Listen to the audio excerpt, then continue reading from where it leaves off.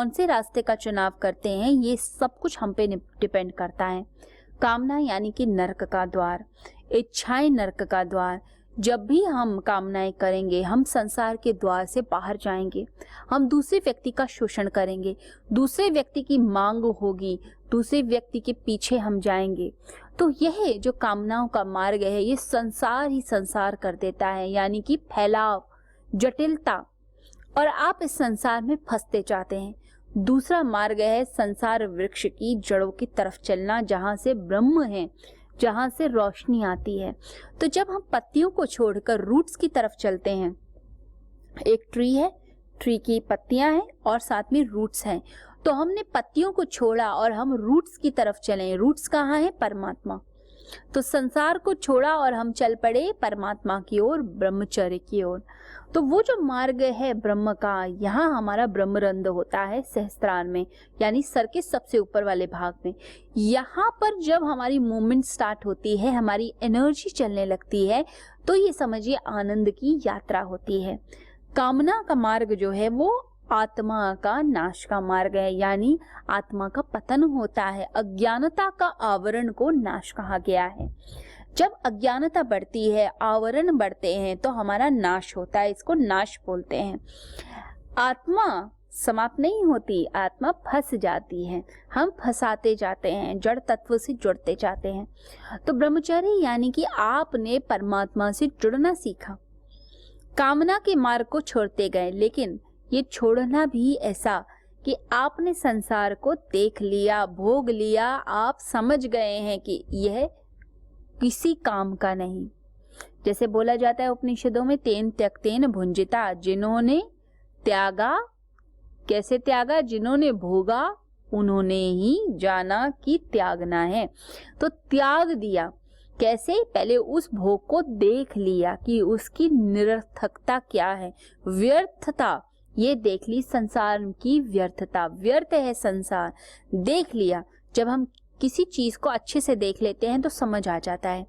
तो संसार व्यर्थ है और परमात्मा का मार्ग पकड़ना है। और ऐसा ही व्यक्ति अहिंसक होता है। जब हम किसी का शोषण करेंगे अपनी इच्छा के लिए, तो ये समझिए हम हिंसा कर रहे हैं, हम अहिंसा थोड़ा ना कर रहे हैं। आप चाहते हैं कि दूसरा व्यक्ति आपके लिए काम करे, आप चाहते हैं दूसरा व्यक्ति मेरे लिए कमाए, दूसरा व्यक्ति मेरे घर का काम करे, तो ये क्या है? ये हम शोषण करते हैं, ये हिंसा करते हैं। जब हम ब्रह्मचर्य को उपलब्ध हो गए, हमारा आनंद हम में है, मुझे अब किसी से कोई काम नहीं। जब हमें किसी से कोई काम नहीं, हम अहिंसक हैं, हम अपने पे डिपेंडेंट हैं। हर चीज के लिए किसी और का न शोषण करना, न किसी से हिंसा करनी, न मानसिक, न शारीरिक, न किसी तरह की। तो ऐसा व्यक्ति क्या हुआ? अहिंसक हो गया। ये तो हुई शरीर रूपी, शरीर संबंधी तप। दूसरा तप बताती है गीता, वाणी का तप। वाणी का तप यानी कि आपने ऐसे वचन नहीं बोलने जिससे दूसरे व्यक्ति के दिल पे लगे, हितकारी वचन बोलने हैं, और अगर लगता है जरूरत नहीं है तो बोलना ही नहीं। मौन में रहने का अभ्यास। लोग बोले चले जाते हैं, कोई सुनने की कोशिश नहीं कर रहा। कई बार देखा जाता है पति पत्नी आपस में बात कर रहे हैं, कोई कुछ कह रहा है, कोई कुछ कह रहा है, लेकिन एक दूसरे की कोई सुनना नहीं चाहता। वॉल्यूम बढ़ती चली जाती है और सुनना कम होता चला जाता है। आप बोलते जाएंगे जोर जोर से, दूसरा व्यक्ति सुनना ही नहीं चाहता। जितना जोर से बोल रहे हैं इसका मतलब है दूसरा व्यक्ति इंटरेस्टेड ही नहीं है। आपस में इतना कम्युनिकेशन गैप हो चुका है, एक दूसरे से समझ नहीं है, एक दूसरे से अंडरस्टैंडिंग नहीं है, तो व्यक्ति बोलता जाएगा। कई लोग क्या होता है, अपनी फ्रस्ट्रेशन निकाल रहे होते हैं। अगर ऑफिस में बॉस है, अगर वो कुछ बोल रहा है तो जो व्यक्ति है जो काम कर रहा है उसके अंडर, उसको सुनना पड़ेगा। वो सोचता है ये कब बोलना बंद करे और मैं कब जाऊं आराम करूं। क्यों? क्योंकि वो बोलता जा रहा है और दूसरा व्यक्ति इंटरेस्टेड ही नहीं है सुनने के लिए। वो सोचता है कब ये पीछा छोड़े और मैं यहाँ से भागूं। तो वाणी का संयम बना के चलना है। आपने वचन अच्छे कहिए, हितकारी कहिए, लेकिन अपना बचाव करते हुए अपना भी ध्यान रखना है हमें। तो भगवान श्री कृष्ण कहते हैं कि स्वाध्याय करने वाली वाणी, स्वाध्याय कीजिए, आत्मनिरीक्षण कीजिए, आपने ये वचन किस लिए बोले? क्या आपने ये जो सत्य बोला वो दूसरे का बुरा करने के लिए बोला, या दूसरे को सुधारने के लिए बोला, या किसी का मजाक बनाने के लिए बोला? अगर आप किसी व्यक्ति का सत्य उसके सामने लाते हैं, उसे आईना दिखाते हैं, क्यों? क्योंकि आप चाहते हैं वो व्यक्ति सुधर जाए, वो व्यक्ति बदले। क्यों बदले? क्योंकि परमात्मा की प्राप्ति ही लक्ष्य है। अल्टीमेटली हमें परमात्मा तक पहुंचना है, और ये व्यक्ति अपना बुरा कर रहा है, क्यों फंस रहा है संसार के अंदर? तो जो संत होते हैं दूसरे के भले के लिए बोलते हैं, पर कुछ लोग दुष्ट होते हैं। क्यों बोलते हैं सत्य? जिससे दूसरे व्यक्ति का मजाक बने या दूसरा व्यक्ति नीचे जाए। तो वाणी ऐसी होनी चाहिए कि आप दूसरे का भला कर रहे हैं, इसलिए। नहीं तो मौन में रहने का प्रयास कीजिए, शांति और मौन को अपना लीजिए। हमारे ऋषि मुनि पहले के समय में साइलेंस पे जोर देते थे, मौन पर। आप चुप रहें, शांत रहें, एक चुप 100 सुख। मौन में रहिए। तो सुबह उठ के 1 घंटा मौन में रहते थे, या कई लोग तो 1-1 महीने का मौन साधते थे। क्यों? विचार शांत हो जाएंगे, मन शांत हो जाएगा, वाणी शांत हो जाएगी, बहुत अच्छा लगने लग जाता है उन्हें अपनी शांति में जीने में। तो ऐसे ही जो जिंदगी है, बड़ी अलग जिंदगी होती है, परंतु अच्छी जिंदगी होती है। भगवान श्री कृष्ण कहते हैं वाणी का तप साधो, अच्छा मीठा बोलो, किसी का बुरा ना हो, किसी को बुरा ना लगे, ये ध्यान रखते हुए आपने बोलना है। साथ ही मन संबंधी तप कीजिए। मन संबंधी सबसे पहले तो प्रसन्न रहने की कोशिश कीजिए। कुछ भी हो जाए दुखी मत रहिए, हंसिए, मुस्कुराइए, जोक मारिए, कहीं किसी के पास जाकर बैठिए। कोई चीज जो टीवी पे अच्छी आ रही है, जिससे आपको हंसी आती हो, अच्छा लगता हो, मन की प्रसन्नता। दुखी रहना छोड़ दीजिए। ज्यादातर लोग जो हैं दुखी रहते हैं, ज्यादातर संसारी लोग दुखी होंगे। क्यों? क्योंकि कामनाएं पूर्ण नहीं हुई, मेरी ये इच्छा पूरी नहीं हुई, मेरी वो इच्छा पूरी नहीं हुई, इस रिश्ते ने साथ नहीं निभाया, उस रिश्ते ने साथ नहीं निभाया। सब कुछ छोड़ दीजिए और अपने मन को प्रसन्न कीजिए। आपको हैप्पी रखना आपकी खुद की जिम्मेदारी है। अपनी हैप्पीनेस के लिए आप स्वयं जिम्मेदार हैं। किसी और पे डिपेंड मत कीजिए, किसी बड़ी खुशी की वेट मत कीजिए। छोटी छोटी बातों में हैप्पी हो जाइए, खुश हो जाइए, सरल हो जाइए, और ईगो को उठा के साइड कर दीजिए। ये मत सोचिए मैं इस पद का हूँ, मैं इस ओहदे का हूँ, मैं तो इसी के साथ बैठ के बात कर सकता हूँ। नहीं, आप हम सब इंसान हैं, ये याद रखिए। अपने आप को सरल बना के रखें, मन की प्रसन्नता बनाइए। उदासी वाला जीवन आध्यात्मिक जीवन नहीं होता। हंसने मुस्कुराने वाला जीवन आध्यात्मिक जीवन है। जिसके अंदर प्रसन्नता की सुगंध है, वही व्यक्ति मन के पार भी जा सकता है। और जो हर समय दुखी है, इरिटेटेड है, वो तो कहीं भी नहीं जा सकता। इसलिए खुश रहने की कोशिश, साथ ही साथ शांत रहना, मेंटल पीस। अशांति के उपाय सबने खोजे, लेकिन शांति का उपाय कौन खोजता है? इतना हमने अपने आप को शांत बना दिया चीजों में, लोगों के अंदर शांति तो है ही नहीं। शांति को बना कर रखिए। देखिए, जब कभी जिंदगी में कोई इमरजेंसी आती है, हम तब सारी चीजों को करने लगते हैं। कोई व्यक्ति सोचे अचानक से कोई बीमार पड़ गया, आप उसी समय उसे हेल्दी चीजें खिलाने की कोशिश करें, उसको सप्लीमेंट्स देने की कोशिश करें, तो ऐसे नहीं होता कि वो उसी समय हेल्दी हो जाएगा। आपने शुरू से हेल्थ का ध्यान रखना है, शुरू से अपना ऑयल कंट्रोल रखना है, अपनी डाइट अच्छी रखनी है, एक्सरसाइज अच्छी रखनी है। कोई ऐसी परिस्थिति बनाइए ही मत कि कोई व्यक्ति बीमार हो। अपनी तरफ से 100% दीजिए। अपने हार्मोन्स का ध्यान रखिए, अपने कोलेस्ट्रॉल का ध्यान रखिए, अपने स्टमक का ध्यान रखिए, अपनी नस नाड़ियों का ध्यान रखिए। ये ध्यान देना आपके लिए ज़रूरी होता है। उसी प्रकार से हमारा मन शांत रहे, इसके लिए आपको हमेशा प्रयास करना होगा। जब कोई अचानक से बुरी खबर आएगी तब आप शांति की खोज में जाएंगे, नहीं। शांति में जीने की ही आदत बनाइए। शांति से खाना खाना, शांति से बोलना, शांति से सुनना। बेचैन मत होइए, अपने आप को कूल डाउन किया कीजिए। खाना खाते खाते खुद स्वयं को देखिए, मैं अशांति में तो नहीं खाता, कहीं मैं ज्यादा तो नहीं खा लेता, कहीं मैं गलत तो नहीं खाता। ये गलत खाना, अशांति में खाना, ये सब मेरे स्टमक को खराब करेगा। एसिडिटी करेगा, अल्सर्स प्रोड्यूस करेगा, स्ट्रेस प्रोड्यूस होने से मेरा पूरा हार्मोनल सिस्टम खराब होगा, कॉर्टिसोल बढ़ेगा, एड्रेनालिन बढ़ेगा, ये सब फिर आगे और मेरे सिस्टम्स को खराब करेंगे। तो मुझे अपना ध्यान देना है। तो शांत अवस्था में अगर आप भोजन करते हैं, शांत अवस्था में बोलते हैं, ये सब चीज़ें आपकी साइकोलॉजिकली आप पे असर डालती हैं, मेंटली असर डालती हैं, आपके शरीर पर असर डालती हैं। साथ ही साथ भगवान श्री कृष्ण कहते हैं मन का निग्रह, यानी होश पूर्वक काम कीजिए, जिसे आजकल माइंडफुलनेस भी कहा गया है। होश से काम करिए, अवेयरनेस। मैं ये क्यों बोलता हूँ, मैं ये क्यों खाता हूँ, मैं ये क्यों कर्म कर रहा हूँ, मैं कैसे चल रहा हूँ, सोच समझ के साधते हुए अपने आप को बेहोशी में मत कीजिए। कई लोग तो बेहोशी में ही भाग रहे होते हैं, बेहोशी में ही चल रहे होते हैं। ये सब आदत को ठीक कीजिए।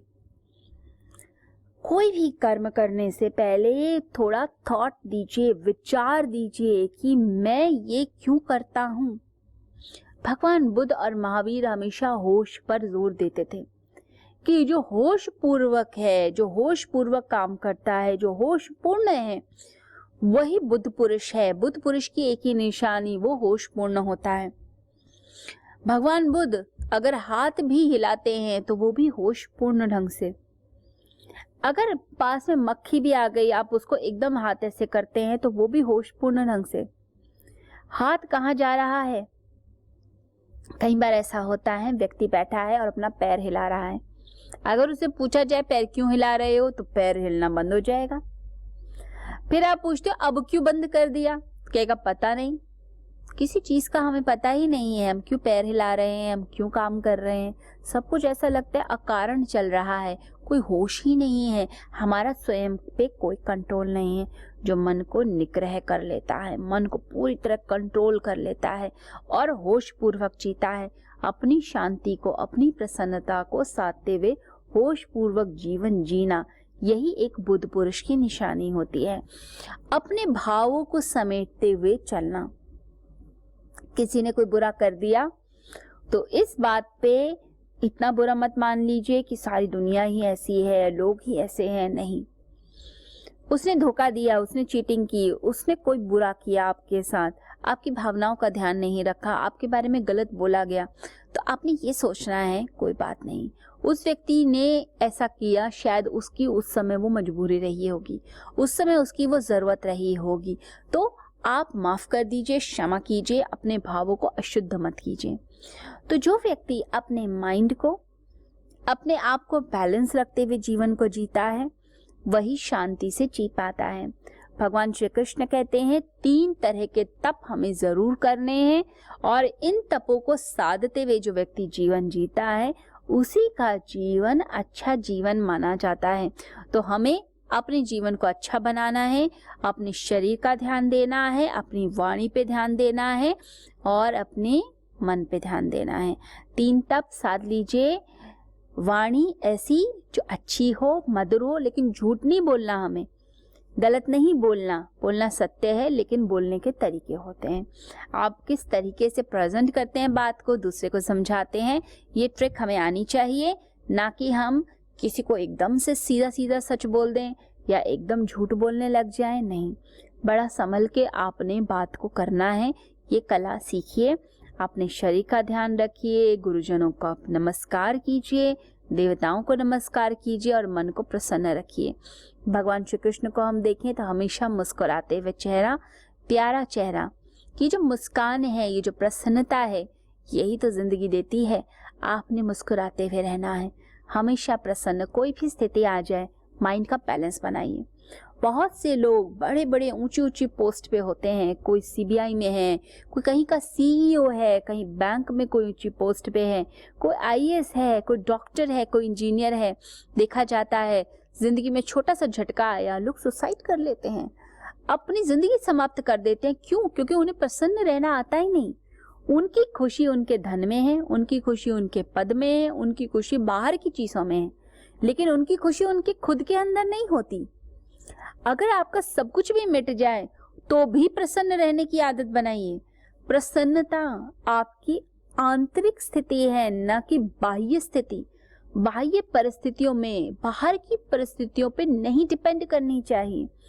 अंदर, आपके अंदर क्या है इस पे डिपेंड करनी चाहिए।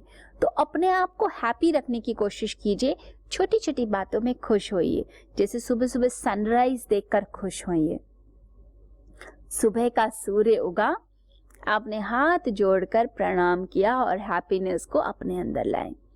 मुस्कुराता हुआ खिला हुआ चेहरा, जैसे फ्लावर्स खिलते हैं मॉर्निंग में, सनफ्लावर्स आप देखते हैं, रोज फ्लावर्स देखते हैं, जैस्मीन के देखते हैं, चंपा चमेली के देखते हैं, कितने सुंदर सुंदर फूल खिलते हैं। वैसा ही चेहरा आपका भी हो जाए सूर्य के साथ साथ। तो मन की प्रसन्नता जरूरी है, मन हमेशा खुश, अपने में कंटेंटेड। ये नहीं हर समय हम इरिटेटेड हैं, हर समय हम बेचैन हैं, खुद भी इरिटेटेड, दूसरे को भी इरिटेट कर रहे हैं। नहीं, अगर कुछ इरिटेशन लगती भी है तो थोड़ी देर में फिर बैलेंस कर लीजिए। थोड़ी देर के लिए दुख होता भी है, उसको ड्रॉप कीजिए, फिर दोबारा से अपने आप को बैलेंस करें, प्रसन्नता लेकर आए। पुरानी आदतें होती हैं जो बहुत बुरी पड़ जाती हैं दुखी रहने की। आपने क्या करना है, आपने प्रैक्टिस करनी है। एवरी आवर मुस्कुराने की आदत बना लीजिए। हम एक अलार्म अपने मोबाइल पे फिट कर सकते हैं या अपने माइंड में कि 10 बजे हैं अभी मुस्कुराना है, फिर 11 बजे फिर मुस्कुराना है, 12 बजे फिर मुस्कुराना है। एटलीस्ट 24 आवर्स में एवरी आवर मुस्कुराते चले जाइए। इतनी सारी मुस्कान आपकी जिंदगी में आएगी। जब हम मुस्कुराने की कोशिश करते हैं, हैप्पी रहने की कोशिश करते हैं, हमारे ब्रेन को भी वही सिग्नल मिलता है। हम फेस से स्माइल किए तो ब्रेन को भी सिग्नल मिला, हम हैप्पी हैं, हम प्रसन्न हैं। अंदर क्या हुआ, हमारा हाइपोथैलेमस, हमारे हार्मोन्स, हमारा एंडोक्राइन सिस्टम, वो सब भी हैप्पी हो गया। उसने भी सोचा अब हैप्पी हार्मोन्स रिलीज करने का समय है, उसने हैप्पी हार्मोन्स रिलीज किए। जब हैप्पी हार्मोन्स रिलीज हुए तो हमारे अंदर और प्रसन्नता आ गई। इसको साइकिल बनाइए। अगर डिप्रेशन होता है, लोनलीनेस फील होती है, तो हैप्पी रहने की आदत बनाइए। तो एवरी आवर स्माइल करना है और उस स्माइल को बाहर रेडिएट करना है। यानी जो व्यक्ति सामने आता है उसे रेडिएट कीजिए, हैप्पीनेस रेडिएट कीजिए। आपकी प्रेजेंस में अगर कोई हंसता है, मुस्कुराता है, इट मीन्स आप उसे रेडिएट कर रहे हैं, दूसरे को ट्रांसमिट कर रहे हैं, दूसरे को देते चले जा रहे हैं। आपके अंदर तो आएगी प्रसन्नता। ये एक विशेष साइकिल बन जाता है कि यूनिवर्स से प्रसन्नता आपके अंदर आती है, आप प्रसन्नता यूनिवर्स को दे रहे हैं। तो ये एक सर्कल बन गया, विशेष सर्कल जो लगातार चलता चला जाता है। उस सर्कल को कोई फिर रोक नहीं सकता, परंतु ये साइकिल, ये सर्कल आपको खुद एस्टैब्लिश करना है।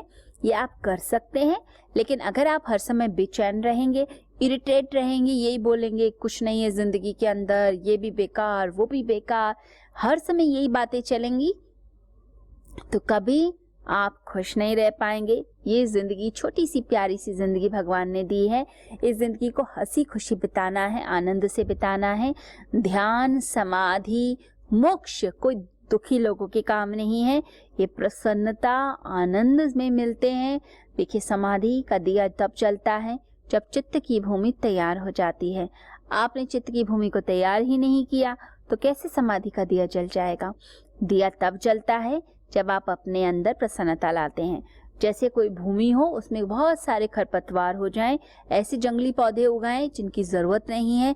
वो जो वीड्स हैं, उन वीड्स को, जंगली पौधों को उखाड़कर बाहर फेंकना है। वो जंगली पौधे कोई डिप्रेशन के हैं, कोई लोनलीनेस, अकेलेपन के हैं, कोई अवसाद, निराशा के हैं, दुख के, अज्ञानता के हैं, उन्हें उठा के बाहर फेंक दीजिए और सुंदर सुंदर फूल खिलाइए। सुंदर सुंदर फूल जिन्हें देखकर आपको अच्छा लगता है।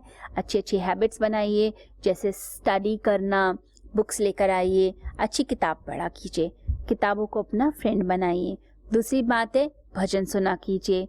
भगवान के अच्छे अच्छे सीरियल्स होते हैं, उन्हें देखिए। आपने कोई मंत्र जाप की आदत बनानी है, मुस्कुराने की आदत बनानी है, हंसने की। किसी के साथ भी आप हंस रहे हैं, मुस्कुरा रहे हैं, हर समय टेंशन पे नहीं रहना। अगर टेंशन आती भी है तो उस टेंशन को आपने रिलीज कर देना। ये सोचना है कि मैं फोकस टेंशन पे ना करूं, प्रॉब्लम पे ना करूं, सॉल्यूशन पे करूं।